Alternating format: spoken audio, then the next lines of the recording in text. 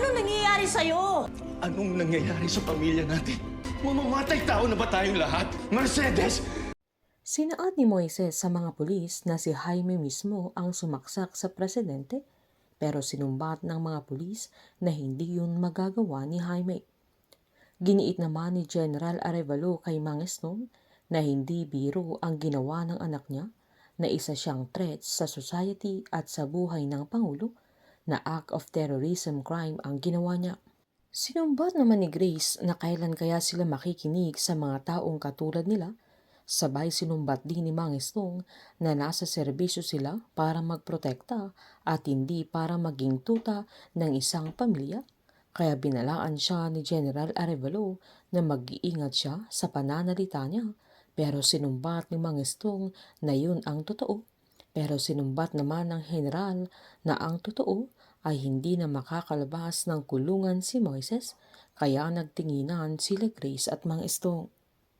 Habang nasa recovery room si Eleazar pagkatapos ng operasyon niya, ay pinapasok ni Dr. Harvey sila Jaime, Rafael, Justin at Danica, kung saan pinaliwanag ng doktor na buti na lang mabilis na rumisponde ang mga paramedics, na kung ilang minuto lang silang nahuli ay namatay na ang Pangulo. Kaya napabuntong hininga si Jaime dahil ang alam niya ay napuruhan niya ang Pangulo at alam niyang delikado siya kung magigising ang kapatid niya. Tinanong ni Rafael si Dr. Harvey kung nagising na ba ito pagkatapos ng operasyon niya, na pinaliwanag ng doktor na hindi pa, at dahil madaming dugo ang nawala sa kanya ay ito ang naging dahilan na nakuma ito.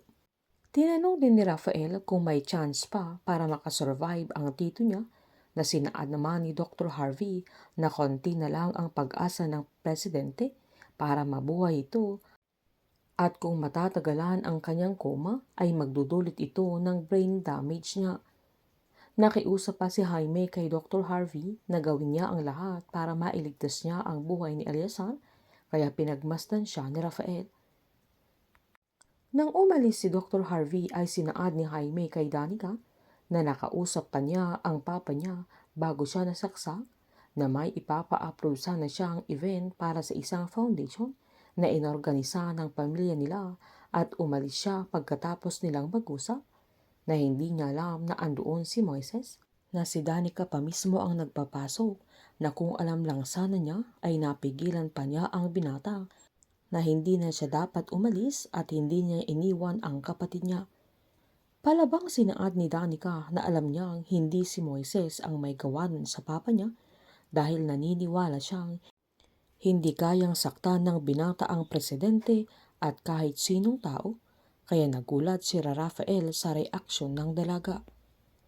Tinanong ni Jaime kung sino pa ang ibang gagawa nun sa papa niya, sabay nakisabat pa si Justine na ilang beses na ring pinagtangkaan ni Moises ang buhay niya, na ayaw pa rin niyang maniwala. Sinumbat naman ni Jaime sa dalaga na noong pinapasok niya si Moises ay pinabayaan niyang makalapit ito sa papa niya. Sinaad pa ni Jaime na alam niyang banta ang binata sa pamilya nila, pero palabang tinuro ni Danica si Jaime at sinumbat niya na siya ang tinuturo ni Moises na sumaksak sa papa niya, na agad namang binaba ni Jaime ang kamay ng dalaga. Sabay sinumbat niyang mas pinapaniwalaan na ni Danica si Moises na hindi niya kadugo kaysa sa sarili niyang pamilya. Habang mag-uumpisa ng lalamunin si Rafael ng konsensya niya at naaawa na siya kay Moises, lalo't alam niyang inosente talaga ang binata. Mahahalata naman ni Mercedes na naaawa na si Rafael sa binata, kaya tatanungin niya kung ano nang nangyayari kay Rafael dahil nag-iiba na ang ugali niya. Painit ng painit ang mga tagpo, sabay-sabay po nating subaybayan ang advance episode ng Pamilya Sagrado dito lamang po sa aking channel. Patuloy lamang po manood at mag-subscribe para ma-update po kayo sa mga susunod na episode. Marami pong salamat.